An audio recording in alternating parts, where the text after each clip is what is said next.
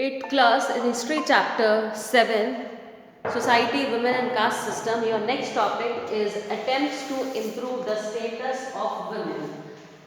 Indian society में early period में medieval edges में बेसिकली मॉडर्न टाइम स्टार्ट हो गया था ऑलमोस्ट। तो क्या क्या अटेम्प्ट्स किए गए थे वुमेन के स्टेटस को इम्प्रूव करने के लिए, क्योंकि इसके पहले हमने देखा था कि वुमेन के साथ में बहुत सारी इल प्रैक्टिसेस होती थी, जैसे सती प्रथा है, चाइल्ड मैरिज है, विडोवुड है, इलिटरेसी वगैरह, राइट टू प्रॉपर्टी नहीं दिया जाता था। तो उन सबको इम्प्रूव करने के लिए क्या क्या अटेम्प्ट्स लिए गए, तो यहाँ पर बहुत सारे रिफॉर्मर्स हैं, जैसे राजा राम मोहन रॉय है, फिर ईश्वर चंद्र विद्यासागर है। उसके अलावा and other realise that improvement in the status and condition of Indian women was a necessary precondition for the overall social transformation of Indian society. अगर इंडियन सोसाइटी को हमें चेंज करना है तो हमें वुमेन की कंडीशन को improve करना पड़ेगा, क्योंकि ये माना जाता है कि अगर एक लेडी घर में पढ़ी लिखी है तो वो पूरे परिवार को साक्षर कर देगी, वो उसको पढ़ा लिखा कर देगी, क्योंकि ज़्यादातर फैमिली के साथ टाइम स्पेंड करने वाली लेडी ही होती है। तो यहाँ पर आपको पिक्चर्स दिए हुए हैं राजा राम मोहन रॉय का, देन ईश्वर चंद्र विद्यासागर, रिफॉर्मर्स के पिक्चर्स आपको दिए हुए हैं। और इसीलिए इन रिफॉर्मर्स ने क्या क्या एडवोकेट किया था।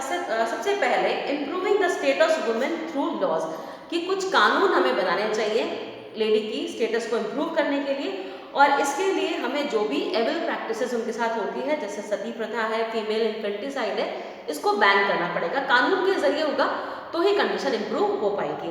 Then making modern education available to women, औरतों तक आज की जो एजुकेशन सिस्टम है, नए ज़माने की जो एजुकेशन है वो उन तक पहुँचाना। A share for women and property, property के अंदर वुमेन को अधिकार दिया जाए इक्वल इनहेरिटेंस राइट के जरिए। अब इशू ऑफ सती एंड राजा राम मोहन रॉय, सती प्रथा क्या थी और राजा राम मोहन रॉय का क्या स्टैंड था इसके लिए। A widow who burned herself on the funeral pyre of the dead husband, अपने मरे हुए मृत पति के साथ में उसकी फ्यूनरल में, उसकी चिता में जब अपने आप को लेडी बर्न कर देती है, उसकी जो विधवा होती है, इसको सेक्रेड और रिवर्ड एज सती, इसको सती प्रथा, इसको सती कहा जाता है, इसको बहुत धार्मिक माना जाता था। Raja Ram Mohan Roy describe sati as murder according to every shastra. Raja Ram Mohan Roy का मानना था कि हर शास्त्र के अनुसार ये एक तरह की हत्या है, ये एक तरह की किलिंग है, मर्डर, क्योंकि उसकी नेचुरली मौत नहीं आ रही, ना वो खुद आत्मदाह कर रही है, ना वो खुद मर रही है, आप जबरदस्ती उसको फोर्स कर रहे हो, तो ये आप इसका मर्डर कर रहे हैं।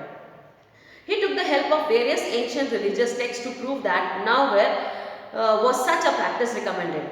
और इन्होंने बहुत सारी धार्मिक जो टेक्स्ट थे उनकी मदद लेकर लोगों को समझाया कि अब इस तरह की प्रैक्टिसेस को रिकमेंड नहीं किया जाता। It was one of the most inhuman customs, औरत के साथ होने वाले सबसे बेकार, सबसे आपराधिक कस्टम्स में से एक है ये। By the early 19th century, even the British had become critical. 19th century तक आते आते ब्रिटिशर्स खुद इसको लेकर क्रिटिकल हो गए थे, वो खुद मान रहे थे कि ये प्रथा गलत है और इसको रिमूव किया जाए। Raja Ram Mohan Roy is sometimes called the father of modern India, और इन्हीं सब चीज़ों की वजह से राजा राम मोहन रॉय को फादर ऑफ मॉडर्न इंडिया भी कहा जाता है। For his dedicated efforts to eradicate various evil practices from society, क्योंकि उन्होंने इस तरह की जो कुरीतियाँ थी उनको समाज से रिमूव करने की कोशिश करी थी, और इसमें काफ़ी हद तक वो कामयाब भी रहे, लोगों के मन को परिवर्तित करने में कामयाब रहे। He was a pioneer in initiating reform movements. He wanted to free the society of meaningless rituals. वो चाहते थे कि हमारा समाज जो है इन फालतू रीति रिवाजों से मुक्त हो जाए और ये जितने भी अमानवीय प्रैक्टिसेस हैं इनको हटा दिया जाए। Due to his efforts, उनके प्रयासों की वजह से in 1892 the governor general of India, उस वक्त अंग्रेजों का रूल था, तो उस वक्त जो गवर्नर जनरल थे इंडिया के, Lord Bentinck, declare that the practice of Sati was illegal, और इसीलिए उन्होंने सती को इलीगल डिक्लेयर किया था, यानी कानूनी तौर पर इसको इलीगल मान लिया गया था। Ram Mohan Roy translated the Vedas and Upanishad into Bengali, फिर इन्होंने जो हमारी धार्मिक किताबें हैं वेदास और उपनिषद, इनको बंगाली में ट्रांसलेट किया। ही स्टार्टेड 2 न्यूज़पेपर, 2 न्यूज़पेपर भी स्टार्ट करे, एक था संबत कामुदी जो कि बंगाली में था, और दूसरा था मिलाद उल अखबार जो कि पर्शियन लैंग्वेज में था।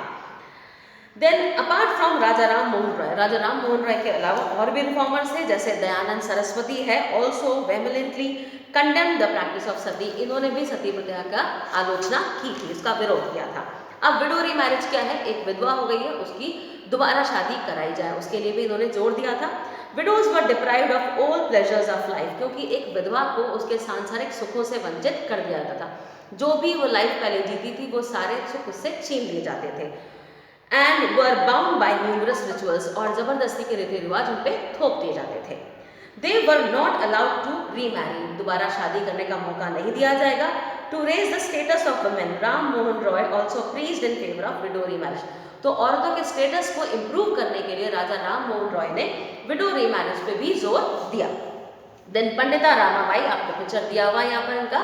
Pandita Ramabai was another social reformer, ये भी एक सोशल रिफॉर्मर थी, एन एक्टिविस्ट इन इंडिया, और समाज सुधार का काम भी करती थी।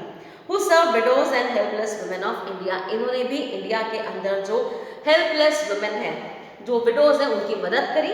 She spoke against the practice of child marriage के खिलाफ आवाज उठाई, and the terrible constraints on the lives of child widow, और जो छोटे बच्चे, क्योंकि अगर बाल विवाह हो रहा है तो जल्दी वो विडो भी हो जाती थी कई बार, तो उनके अधिकारों के लिए इन्होंने आवाज उठाई। In 1887, the Ramabai Association was founded, which worked for the downtrodden in society. फिर 1887 में इन्होंने अपना एक एसोसिएशन बनाई, जहाँ पर समाज में जो निचले वर्ग की, जिन औरतों को बिल्कुल दबा के रखा जाता था, उनके लिए काम करा। She also established the मुक्ति मिशन, फिर 1889 में मुक्ति मिशन की स्थापना करी as a refugee for young widows। ये यंग विडोज के लिए एक एसोसिएशन थी, who were abused by their family, जहाँ पर इनके परिवारों के ही द्वारा इन पे जुल्म ढाए जा रहे थे, उनकी मदद के लिए। अब नेक्स्ट आते हैं Ishwar Chandra Vidyasagar. He made significant contributions in the field of education, इन्होंने भी एजुकेशन और वुमेन के स्टेटस को इम्प्रूव करने के लिए बहुत सारे प्रयास करे। His efforts made the British government legalize widow remarriage, और इनके प्रयास इतने कारगर हुए कि विडो रीमैरिज को लीगलाइज कर दिया गया अंग्रेजों के द्वारा 1856 में। The first lawful Hindu window remarriage among the upper caste in India was celebrated in Calcutta, सबसे पहली हिंदू विधवा की जो रीमैरिज हुई अपर कास्ट हिंदूज में, वो थी कलकत्ता के अंदर दिसंबर 1856 में, under the supervision of Vidyasagar, ये विद्यासागर की देखरेख में ही हुआ था।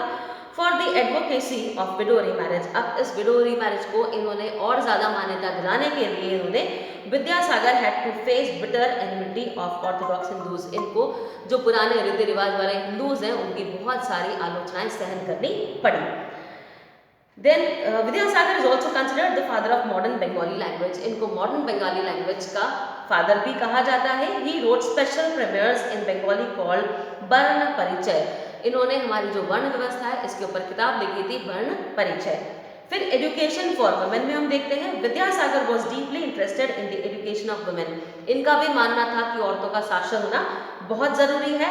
As the government inspector of schools he open, जब ये गवर्नमेंट इंस्पेक्टर थे स्कूल्स के, तब इन्होंने 35 गर्ल्स स्कूल्स खोले, जो कि काफ़ी सारे खुद के खर्चे पर चलाया करते थे, और इसीलिए उनके प्रयासों की वजह से सबसे पहला गर्ल्स कॉलेज स्कूल जो था वो कलकत्ता में खोला गया।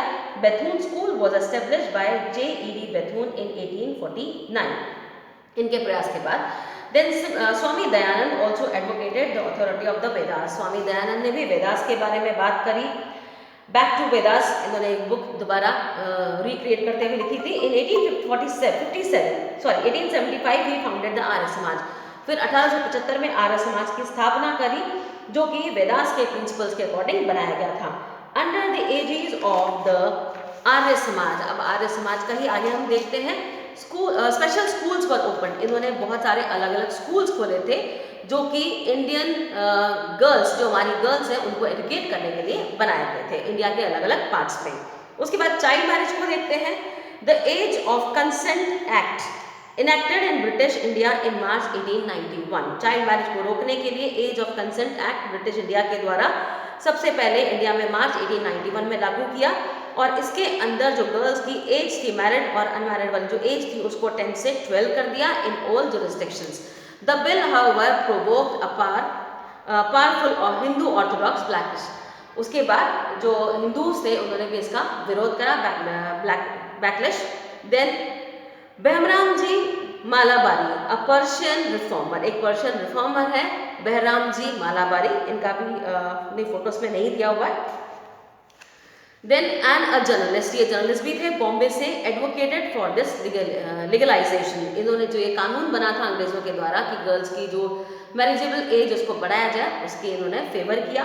इन August 1884 Malabari published a set of notes, फिर इन्होंने भी इन्फेंट मैरिज को लेकर, इनफोर्स विडोहुड को लेकर इन्होंने काफ़ी सारी चीज़ें आगे पब्लिश करी, sent to 4000 leading English men and Hindus. In it Malabari deplored the social evil of baby marriage. जो चाइल्ड मैरिज है, छोटे बच्चों की जो शादी कराई जाती है, उसके खिलाफ इन्होंने काफ़ी सारी आवाज़ उठाई थी and demanded legislature to prevent it, और कानून से मदद भी मांगी कि इसको बचाया जाए, इसको रोका जाए, इसके खिलाफ कुछ किया जाए। Dayanand Saraswati also strongly opposed child marriage. उसके अलावा दयानंद सरस्वती भी थे जिन्होंने चाइल्ड मैरिज के खिलाफ अपनी आवाज़ उठाई थी।